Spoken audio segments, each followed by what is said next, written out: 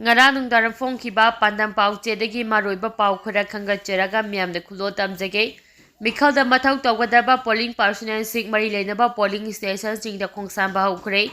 Lok Sabha ki hayeng pangthokkodariba ahanba tangkaki Mikhal da mathau tawgadaba polling personnel sing amadi police personnel sing magi mari leinaba polling station singda ngasidagi khongsamba haukhre Imphal East district ki oina police personnel sing amadi polling personnel sing adu ngasi ayuk district asigi DCSU oriba District Election Officer ki S Dainana Porompat laiba DIC complex tagi lamthaba aduga mai lenina ki S Dainana hai District asigi oina Assembly constituency tarada laiba apunba voter 323844 na polling station 441 da vote hadagani Yaskul amadi Wangkai Assembly constituency ki manungda laiba polling station singda nupi polling personnel ngaktana mathok togani Loyana district asida model polling station tara amadi special polling station mapan laigani haike miyamnasu polling station singna mathau pangthokliba polling personnel singda ningthina cooperation pibiduna pangthokadaba election ase santi oina pangthokna afawa mihut khamina si haike amaramda inner amasung outer parliamentary constituency anima ke Lok Sabha Mikhal pangthokadoriba Thawal district ki oina mathau tawgadaba polling personnel Security personnel sing magi polling station sing da khongsan kre polling amadi security personnel sing adu Thawal district complex ke secretary amasung Sawyama Higher Secondary School dagi DEO gi thawpuriba DCA Subhasna lamthaki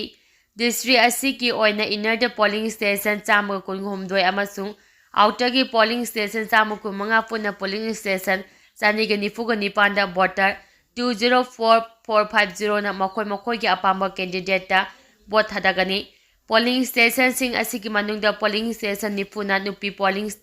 personnel khaktana mathau tawgadabani district asigi oina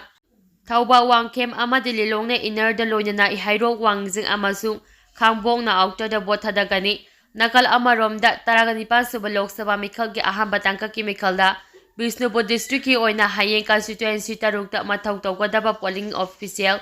amade security personnel sing Bishnupur district ki DCSU oriba district election officer DEO Laurembam Bikram na lamthakre polling personnel sing aduna Mikhal sijinagadaba EVM VVPAT sing yauna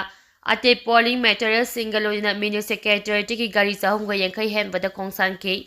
Mikhal asida Bishnupur district ki tunga ba constituency taruk ki apunba voter 183472 na special polling station 22 yauna apumba polling station 256 da vote hadanagadari Mikhal da Sen yenduna democracy bu mangthokliba sing ECI na Action Lougadabani CPI vote ki damak sel yenduna democracy bu mangthokliba miyoi sing Election Commission of India ECI na sabsaba thawa paikhatuna cherak piu ain thugaiba sing cherak pibada tungi mirol da awonba democracy ki sabsaba mahau phangamba ngamgani haina Communist Party of India CPI Manipur State Council na phongdoragri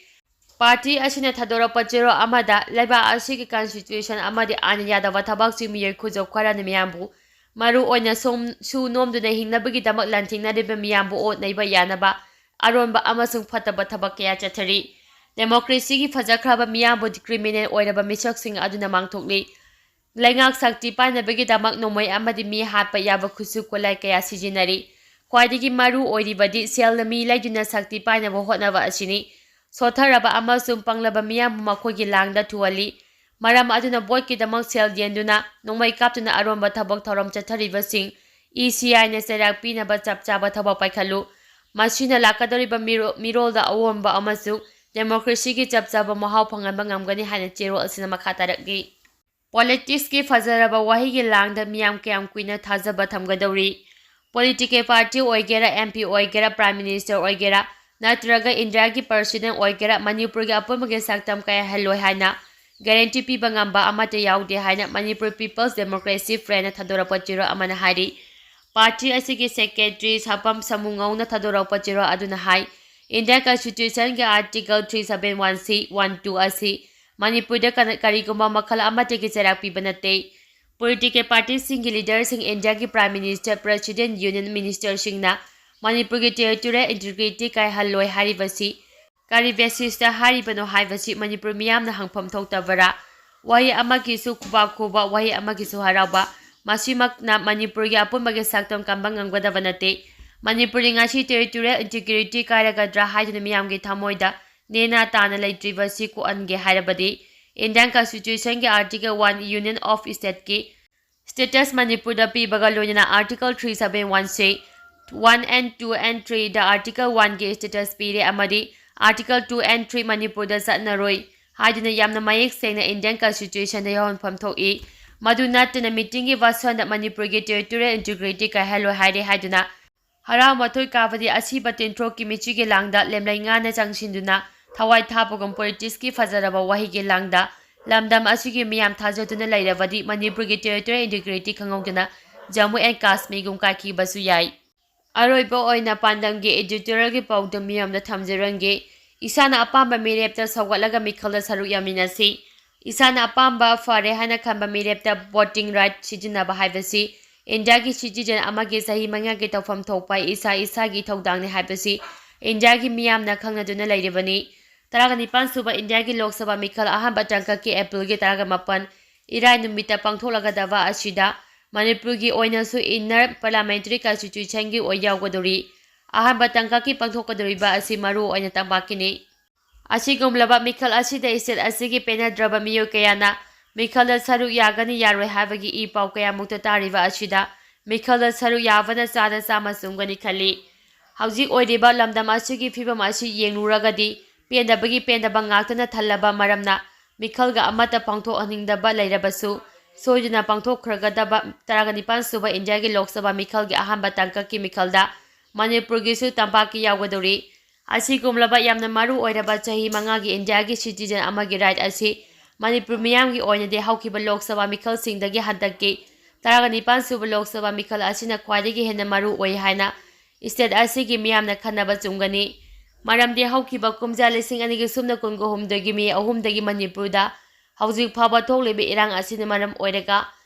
state asigi aruba isu asi atubada losinabage dama central lengang laugadaba thaudang kayamuk lairi asigumba kayamu asibu khana nainadaba saru yagadoriba ase state asigi mihud oina chakhigadaba MP ani asini tha tarangani thoi farakadoribe irang asi state aside lairiba phurup kanglu punamakta Awaba chaitheng piriba asiba mamutana khanglaba MP oikadaba mihut khambagi matam asida lamdam asigi miyo khara na pendabadagi Mikhalda saru yadabagi khokpham asi handoklaga sungsoi soiduna Mikhalda saru yaba sumgani nakal amaromda ngasigi India gi central lengang sahi ama faraklaba Manipur gi irang losinabagi damak akaknaba matam pidabana maram oiraga state asigi miyamna hainingai laitana pena dribani haibasi lamdam asigi miyamna ikhangda khangnarabani Adubu penda bana kayamuk lairabasu hayeng April ki saija taraga mapada pangthokadariba taraga nipan suba Lok Sabha Mikhal asida state asigi oina khwaidagi hena faraba miremni haina isana khangjaba misak maru oina Manipur gi damak mayek sena pau tamba ngamba amadi hauzik thoklebe irang asi loisinabagi damak safu khana center lenga da pigadaba miyoi adu khamina si habegi ka pause piriba lupsing asina Mikhalda isabu mamal lehendabagi thawong toklaga Kanglon sumna Mikhalda saru yaminasi haina miyamga wakhal taminabagi thawrang paikhalibasing asibu pungning thogafam thoi maram aduna Manipur miyamna ahamba tangka ki April taraga mapanda pangthokadoriba taraga nipan suba Lok Sabha Mikhal asida lamdam asibu mahausagi oiba phibamda athubada hanjilagnaba thengnaba ngamgadaba isana khanjaba mirepta sawgap minaraga Mikhalda saru yaminasi